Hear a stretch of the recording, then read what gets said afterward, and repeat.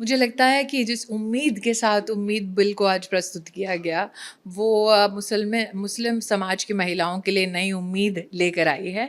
हम जानते हैं कि पहले वक्फ बोर्ड में कभी भी मुस्लिम समाज की महिलाओं के लिए प्रतिनिधित्व सुनिश्चित नहीं होता था। पहली बार भारत सरकार ने ये प्रयास किया है, जिसके लिए मैं प्रधानमंत्री जी का आभार व्यक्त करना चाहती हूँ। आप देश के किसी भी धर्म के नागरिक हों, आपकी जायदाद आपकी है या नहीं, उसकी पुष्टि उसको सर्टिफाइड सिर्फ एक रेवेन्यू ऑफिसर कर सकता है। ये प्रावधान जो आज भारत सरकार ने प्रस्तुत किया है, ये अपने आप में इस बात को एक एडमिनिस्ट्रेटिव जामा पहनाता है, जिसके लिए प्रधानमंत्री का विशेष आभार। ये भी कहना सत्य होगा कि बहुत सारी मीडिया रिपोर्ट्स ऐसी थी कि जो मुतवली होते हैं, मतलब कि जिनको अगर सरल भाषा में कहूँ, आप मैनेज करने के लिए अपॉइंट करते हैं, कई बार वही मुस्लिम समाज में मुस्लिम परिवारों की, गरीबों की अथवा महिलाओं की, या अगर नाबालिग बच्चे हैं उनकी जो जायदाद है, कई बार वो बेची जाती थी बिना उनके परमिशन के। तो मुतवली के लिए कैसे कानून में कहीं ना कहीं एक सख्त रुख अपनाया गया है, एक ट्रांसपेरेंट रुख अपनाया गया है, उसका मैं अभिनंदन और विशेष प्रधानमंत्री जी का आभार व्यक्त करती हूँ। टेक्नोलॉजी को लेवरेज करने की आज जो सदन में बात चली है, जिसके अंतर्गत सैटेलाइट इमेजिंग, सैटेलाइट मैपिंग और उसको गतिशक्ति से जोड़ना, ये पिछले साल से हमारा प्रयास था और ये बहुत ही सफल प्रयास रहा है।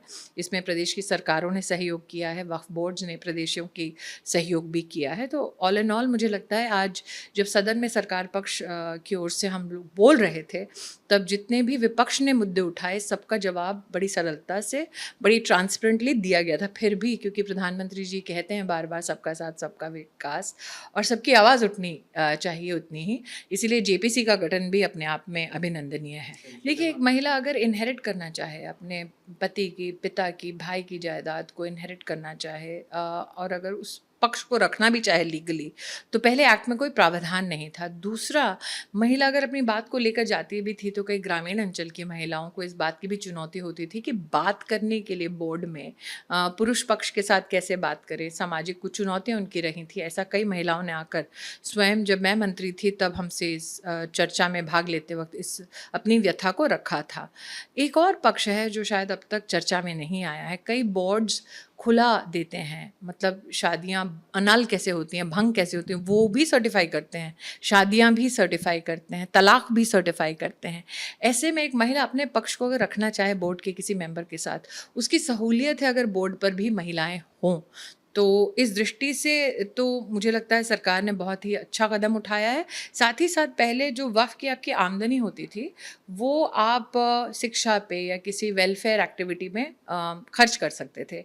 इस प्रावधान में जो अभी इस अमेंडमेंट में आया है, उसमें विशेष रूप से इस बात का उल्लेख है कि अगर विधवा महिला है मुस्लिम समाज की, अथवा तलाकशुदा महिला है मुस्लिम समाज की, उसके उत्थान के लिए भी अगर आप चाहें तो आप वो डोनेशन या वो खर्चा कर सकते हैं। ये अमेंडमेंट जो है वो सिर्फ महिलाओं के लिए नहीं, गरीब मुसलमानों के लिए भी है, जिनके पास कोई रास्ता नहीं था कोर्ट में न्याय मांगने का, जिनके पास कोई रास्ता नहीं था, अगर मुतवली उनकी ज़मीन बेच डालता तो ट्राइब्यूनल, अगर अपील में भी जाते तो ट्राइब्यूनल में सालों साल उनको न्याय ना मिलता।